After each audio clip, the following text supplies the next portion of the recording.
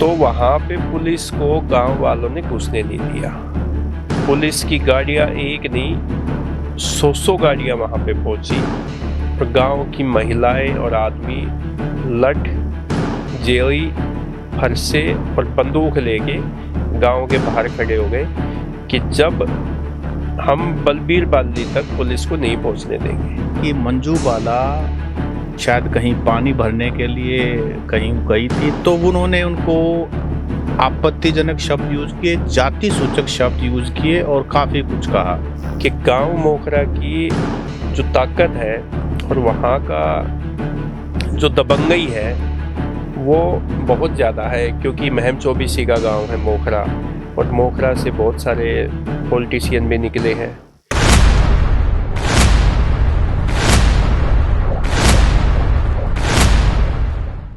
नमस्कार, the Haryana talks के खास मुद्दे में आपका स्वागत है। नमस्कार, आज हम बात करेंगे मंजू बाला की। मंजू बाला रोहतक के मोखरा खास की सरपंच है और इसमें खास बात यह है कि मंजू बाला गांव की सरपंच, एक ओपन इलेक्शन हुआ था 2022 में सरपंची का, एससी समाज के होने के बावजूद भी उन्होंने चुनाव लड़ा और गांव के भाईचारे के सहयोग से चुनाव जीता और मंजू बाला 2022 से लगातार प्रयास कर रही है अपने गांव का विकास करने में, लेकिन अभी मंजू बाला परेशान है। रोहतक एसपी से मुलाकात की है, क्या है वो मुद्दा, आज हम वही बात करेंगे। सतसिंह जी, ये मंजू बाला जो है वैसे तो मोखरा खास पंचायत, मोखरा खास जो गांव है उसकी पंचायत है। मोखरा बहुत बड़ा गांव है। हाँ, मोखरा बड़ा। और 4 पंचायतें बनती हैं, वहाँ 4 सरपंच बनते हैं। और आपने तो पता ही है कि मोखरा गांव से बलबीर उर्फ बाली पहलवान, जिसको कौन नहीं जानता, बाली देवीलाल जी के खासम खास भगत होते थे, 2 बार विधायक बने। करड़ा गांव है, ठाडा गांव है। और जब बलबीर बाली पे एक 302 का मुकदमा हुआ, 120 भी में उनको लिया और 302 में भी नामजद थे, सरपंच थे कोई वहाँ कलानौर विधानसभा के। अनाज मंडी में फायरिंग हुई, फिर उसकी हत्या हुई, तो उस मामले में बलबीर बाली पर भी आरोप लगे।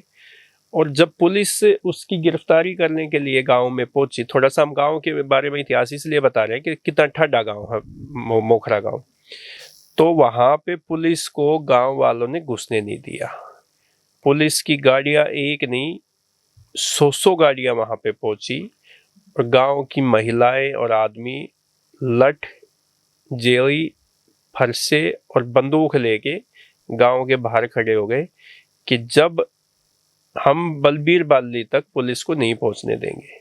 फिर बाद में आपस में एक समझौता हुआ और बाली खुद आईजी रोहतक ऑफिस में सरेंडर करने के लिए पहुंचे थे। तो ये यहाँ पे बताने के लिए हमने ये ज़रूरी इसलिए समझा कि गांव मोखरा की जो ताकत है और वहाँ का जो दबंगई है वो बहुत ज़्यादा है, क्योंकि महम चौबीसी का गांव है मोखरा और मोखरा से बहुत सारे पॉलिटिशियन भी निकले हैं। तो वहाँ पे जब 2022 में, मई 2022 में सरपंच का इलेक्शन हुआ, तो मोखरा खास की पंचायत सामान्य जाति के लिए थी, कोई भी वहाँ पे चुनाव लड़ सकता था। ओपन थी, ओपन सामान्य जाति, सभी के लिए ओपन थी, महिला के लिए आरक्षित थी। हाँ, महिला के लिए आरक्षित थी, कोई भी चुनाव लड़ सकता था, ओपन सीट थी। तो वहाँ पे मंजू बाला पत्नी जोनी, जितेंद्र जोनी, ये अनुसूचित जाति से है और इन्होंने चुनाव लड़ने का फैसला किया, जबकि अदर जो जितने भी प्रत्याशी थे वो सभी जाट समाज की महिलाएं थी और उन्होंने चुनाव लड़ा। मंजू बाला यह चुनाव जीतने में कामयाब हुई, 25-30 वोट का ही अंतर था जीत का, लेकिन सरपंच बन गई। देखो, ये इसलिए भी जरूरी है अपने मोखरा की बात की, महम चौबीसी के तो सारे गांव ही ठाडे हैं। 1990 में जब देवीलाल के साथ पंगा हुआ, चौटाला साहब के साथ पंगा हुआ, तो जब बलराम दांगी के पिताजी आनंद सिंह दांगी, तो उनको भी मदीना गांव ने खेती मदद की। हालांकि यहाँ के थोड़े से गांव हैं जो मदद करते हैं, भाईचारा अच्छा है, लेकिन आज की जो खास मुद्दा है ना वो मंजू बाला पर है। देखो, मंजू बाला एससी समाज से होते हुए भी, यानी कि एससी परिवार से होते हुए भी जनरल सीट पर कंटेस्ट करना बड़ी बात है, बहुत बड़ी हिम्मत बात ही नहीं करते बहुत सारे लोग। लेकिन मैं उससे भी बड़ी बात मानता हूँ उस गांव के भाईचारे की, उस गांव के बाकी सामान्य जाति के लोगों की। उन्होंने इतना बड़ा दिल रखा कि उन्होंने अब मंजू बाला को चुनाव जितवाया, चाहे वो 25-30 जितने भी वोट से जितवाया, लेकिन चुनाव जितवाया। और आज के दिन आधिकारिक रिकॉर्ड में मंजू बाला और आपने बताया उनके पति जितेंद्र जोनी उनकी पत्नी है, और वो सरपंची गांव की चला रहे हैं, उन पे एक जिम्मेदारी है। लेकिन मामला जो है ना, आज से 2 महीने पहले बिगड़ा। मामला ये बिगड़ा कि मंजू बाला शायद कहीं पानी भरने के लिए कहीं गई थी, तो बाकी जो गांव के कुछ लोग हैं, उनमें से शायद एक पंच भी है, कुछ मेंबर है उनके पति, कह जो सकते हैं, पंच महिला भी हैं, पंचों के। सामान्य जाति से हैं, जिनको अखबारी भाषा में दबंग जाति से भी लिख देते हैं, हालांकि कोई दबंग दुबंग नहीं होता, लेकिन जिनका प्रभाव है गांव में। तो उन्होंने उनको आपत्तिजनक शब्द यूज किए, जाति सूचक शब्द यूज किए और काफी कुछ कहा। तो उन्होंने शिकायत 2 महीने पहले महम पुलिस स्टेशन में भी की, उसके बाद उन पर SC/ST एक्ट भी लग गया। लेकिन जैसा होता है, पंचायतें आगे जाती हैं, भाईचारा बीच में घुस जाता है, तो उस मामले को पैचअप करवा करके, राजीनामा करवा करके मामले उसको को रफा दफा कर दिया। लेकिन 2 महीने बाद मंजू बाला के साथ वो घटना दोबारा हुई, और फिर वो SP ऑफिस में कल, यानी कि वो 13 तारीख को दोबारा से आए, और उन्होंने फिर दोबारा से गुहार की है कि जी हमें दोबारा परेशान किया जा रहा है और कहा जा रहा है कि तुम्हें सरपंची नहीं करने देंगे। मंजू बाला का तो ये भी आरोप है कि वो जो भी वो काम करना चाहती है गांव में, गली बनवाने का काम है, कोई साफ सफाई का काम है, कोई और बहुत सारे काम होते हैं पंचायती तौर पे जो किए जाते हैं सरपंचों के द्वारा, तो उस काम में भी वो बाधा डालते हैं। वो कहते हैं कि तेरी हिम्मत कैसे हो गई कि सरपंची दिखाती है। जब सरपंच गांव ने बना ही दिया तो सरपंच तो दिखाएगी कि भाई सरपंच तो वही है। लेकिन वो कहते, उनको हजम नहीं हो रहा। मेन बात ये है सत सिंह जी कि एक अनुसूचित जाति की गरीब महिला गांव की सरपंच है, और वो अपने मनमाने तो नहीं कहेंगे, वो अपने तरीके से गांव में काम करवाना चाहती है। तो वो जो गांव के 2-4-5 लोग जो पंचायत के सदस्य बने हुए हैं, मेंबर हैं, उनको हजम नहीं होता कि सरपंच सामने बैठती है और वो पीछे पंचों के साथ बैठते हैं। तो उनको यही बात हजम नहीं होती कि भाई वो सरपंच कैसे बन गई। तो उनके हर काम में कहीं ना कहीं टांग अड़ाई जाती है, उनको नीचा दिखाने का प्रयास किया जाता है। तो ये काफ़ी समय से हो रखा था, क्योंकि देखो जब एक तो सरपंच बनने के बाद तो वैसे ही थोड़ा सा प्रभावी व्यक्ति तो वैसे ही बन जाता है। अब वो पुलिस थाने पहुंची है, SP ऑफिस में पहुंची है, तो इसका मतलब कुछ ज्यादा ही हो गई होगी, इसलिए वो यहाँ तक पहुंच पाई है। मेरी बात फोन के ऊपर मंजू बाला से उनके पति जितेंद्र उर्फ जोनी से हुई, और उन्होंने बताया कि भाई साहब, हमारे गांव का भाईचारा बहुत बढ़िया है, और गांव के भाईचारे के कारण ही हम ये चुनाव जीत पाए हैं, अदरवाइज हमारा चुनाव लड़ने का कोई मतलब ही नहीं था। और उन्होंने ये भी कहा कि हम एक ऐसे गरीब सरपंच है कि हमारा खुद का अपना घर भी नहीं है, आज तक भी नहीं है। तो उनका ये कहना है कि हम किराए पे रहते हैं भाई साहब, हमारे पास कुछ नहीं है।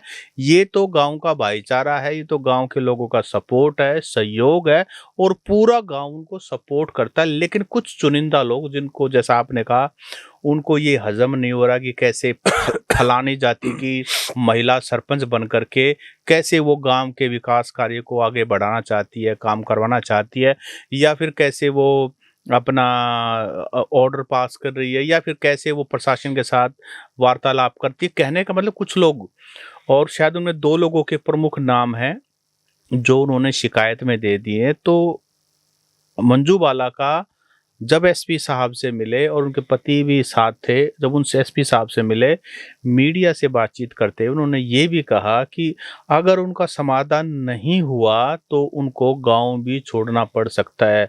OP जी, गांव का सरपंच सबसे प्रथम नागरिक होता है, और गांव का सरपंच एक ऐसा मोजीज आदमी होता है जो पूरे गांव की कमांड, रिमोट कंट्रोल से वो कंट्रोल करता है सारे को। लेकिन ये जाति पाति का जो भेदभाव है उसके कारण ये देखिए कि चाहे आप सरपंच बन जाइए, चाहे आप कोई अधिकारी बन विधायक बन जाइए, जाइए, देखिए चाहे कोई जो एमपी बन जाइए। बाबा साहब अम्बेडकर ने जो रिजर्वेशन लेके आए थे, कहीं ना कहीं उन बुद्धिजीवी पढ़े लिखे लोगों की कोई ना कोई तो उन्होंने वो समाज के अंदर ये खाई देखी थी कि आपको बराबर आने के लिए आपको कोई ना कोई एक ऐसा टूल चाहिए कि जिससे आप समाज में बराबर आओ। लेकिन हमारे देश को आज़ाद हुए कितना टाइम हो गया है और 21वीं सदी में हम जी रहे हैं। एआई का ज़माना है, पढ़ाई लिखाई अंग्रेजी पढ़ाई है, बच्चे विदेश में जा रहे हैं, सब कुछ हो रहा है। लेकिन ये जाति पाति का जो गांव के अंदर जो ये भेद है ना, ये मिट नहीं रहा है। सत सिंह जी, ये तो रही बात एक महिला सरपंच की, जो कि ओपन सीट पे सरपंच बनी है, जहाँ पे भी अनुसूचित जाति के लिए आरक्षित पद होते हैं सरपंचों के, वहाँ पे उन सरपंचों को उनके तरीके से काम शायद ही करने दिया जाता होगा। गांव के जो ठाडे आदमी है वो उन सरपंचों को अपने प्रभाव में रखते हैं और जैसा वो कहते हैं वैसे वो काम करते हैं। क्योंकि ऐसी शिकायतें गांव के कई सरपंचों की, कई पंचायतों की तरफ से आई है कि हमें काम नहीं करने दिया जाता। और इसमें एक बात तो है, जैसे आरक्षित महिला के लिए सीट जब आरक्षित हुई महिला के लिए, अनुसूचित जाति के लिए, तो रोहतक में और भी कई ऐसे मामले सामने आए। लेकिन वो उनमें क्या था कि वो अनुसूचित जाति से महिला तो थी, लेकिन जो उनके इन लॉज है वो जनरल जाति से है। अब जैसे एक उदाहरण है मदीना गांव में। मदीना गांव में दांगी को होता है, आनंद सिंह दांगी, बलराम दांगी जैसे वहाँ से विधायक अभी, तो वहाँ पे भी महिला, अनुसूचित जाति की महिला के लिए पद आरक्षित हुआ सरपंच का। तो वहाँ का जो एक जाट समाज से है, उन्होंने शादी कर रखी थी अनुसूचित जाति की महिला से, वो सरपंच पद के लिए मैदान में आई और बहुत भारी मार्जिन से वो सरपंच बन भी गई। लेकिन वो खुद भी दबंग है महिला और उनके जो इन लॉज है वो जाट है, तो वहाँ तो मामला चलता है ठीक है। ऐसा ही एक इसमें बालोट गांव में, उसमें भी एक लड़के ने लव मैरिज की और महिला आरक्षित सीट थी अनुसूचित जाति के लिए, उन्होंने अपनी पत्नी को मैदान में उतार दिया। तो वहाँ तो मामला ये है कि लठ का भी जोर है और रिजर्वेशन का भी जोर है, तो वहाँ तो काबू में आते नहीं। बाकी जो अनुसूचित जाति के लोग हैं, जो सरपंच बन जाते हैं, ब्लॉक समिति के मेंबर बन जाते हैं, जिला परिषद के पार्षद बन जाते हैं, उनको तो काम करने देने के लिए लोगों में काफी दिक्कतें आती है, वो काम नहीं करने दिया जाता। एक तरफ 33% रिजर्वेशन का कानून बन गया है, बस वो इम्प्लीमेंट होने वाला है, और दूसरी तरफ एक हिसार का गांव है भिवानी रोइला, वहां पर सरपंच से लेकर हर पंच, एक बार ऐसा एक्सपेरिमेंट हुआ था, पूरे गांव ने सारा का सारा, यानी कि जो पंचायत थी इंक्लूडिंग सरपंच, सब महिलाएं थी, और वो 5 साल उन्होंने काम भी किया। लेकिन बाद में 5 साल बाद ये देखा गया भिवानी रोइला में किसी भी महिला ने दोबारा से चुनाव नहीं लड़ा और गांव ने भी उसका सपोर्ट नहीं किया। जब थोड़ा सा इस बारे में मैंने कुरेद, इस पर स्टोरी भी हमने की थी, क्योंकि एक ऐसा गांव जहां पर सारी पंचायत महिला है, तो अपने आप में पत्रकारों के लिए बड़ी स्टोरी है। तो गांव वालों का एक्सपीरियंस ये था, और उनमें से एक आधी महिला से भी बात हुई थी, उनका एक्सपीरियंस ये था कि महिला पंचायत होती है ना, तो ये जो गांव है, गांव के डेवलपमेंट वर्क से, इसके लिए चंडीगढ़ के बाहर के चक्कर बहुत लगाने पड़ते हैं। और महिला जो है बेशक सरपंच बन जाए, पंच बन जाए, लेकिन उनको घर संभालना होता है, और वो उनका कमिटमेंट जो है ना, बच्चों के प्रति, परिवार को बड़ा करने के प्रति, बाकी मेंबर्स को फीड करने के प्रति, या खेत में काम करने के प्रति, मतलब बहुत सारे कमिटमेंट्स इतने ज़्यादा हैं कि महिलाएं अपने आप को ग्राउंड में इतना एक्टिव नहीं रख पाती। इसीलिए गांव का जो डेवलपमेंट वर्क है वो उतना नहीं हो पाया जितना लोगों ने सोचा था कि हम महिला अगर सरपंच ये बना देंगे पूरी पंचायत, तो हमें ये फायदा हो जाएगा, वो फायदा हो जाएगा। लेकिन स्लोली एक राजस्थान में गांव है सोडा, और वहाँ की महिला जो है वो एमबीए और कॉरपोरेट नौकरी छोड़ करके, और उन्होंने एक ऐसा एग्जाम्पल सेट कर दिया राजस्थान के सोडा गांव में कि वो दूर दूर से इंटरनेशनल भी मीडिया हाउसेज उनके इंटरव्यू करने आते हैं, और उन्होंने बहुत अच्छा किया। लेकिन वो जनरल कास्ट से महिला थी, तो जनरल कास्ट की महिला को तो फिर भी कोऑपरेशन मिल जाता है, और खास करके आप पढ़े लिखे हो, मंजू बाला से 10वीं पास है, फिर एससी समाज से है, फिर वो जो गांव है मोखरा खास, वो सभी के सभी जाट जाति से ज्यादातर जो है ना, ज्यादातर बाहुल्य मलिक साहब, सारे मलिक साहब हैं। हम्म। लेकिन उनका कोऑपरेशन तो है ही, लेकिन फिर भी रेजिस्टेंस बहुत सारे हैं। तो हम अपने दर्शकों को ये कहना चाहते हैं, 33% रिजर्वेशन, आप चाहो या ना चाहो, आपको पसंद हो या ना पसंद हो, ये जो युग है ये महिलाओं का युग है, विमेन एम्पावरमेंट का युग है, और ये अफसर भी बनेंगी, और ये एमएलए भी बनेंगी, और ये एमपी भी बनेंगी, और मुख्यमंत्री, प्रधानमंत्री हर पोस्ट पर जाएंगी, और इस देश की कमान संभालेंगी, और आदमियों से बेहतर तरीके से ये प्रशासन देंगी, सरकार चलाएंगी। अपनी सोच बदल लो, और जितना जल्दी बदलोगे उतना सुख में रहोगे। ये युग महिलाओं का है, और 33% तो ओपी जी अभी शुरुआत है। मुझे लगता है कि कहीं ना कहीं इनका हक तो 50% का है। हाँ, आधी आबादी वैसे भी बोलते हैं, महिलाओं को आधी आबादी बोलते हैं, देश की आधी आबादी। तो मंजू बाला ने जो एग्जाम्पल सेट किया ओपन सीट पे, अनुसूचित जाति की महिला ने न केवल साहस दिखाया चुनाव लड़ने का, बल्कि सरपंच भी बनी। तो गांवों ने भी भाईचारा दिखाया, जाति पाति से ऊपर उठ के मंजू बाला को सरपंच बनाया।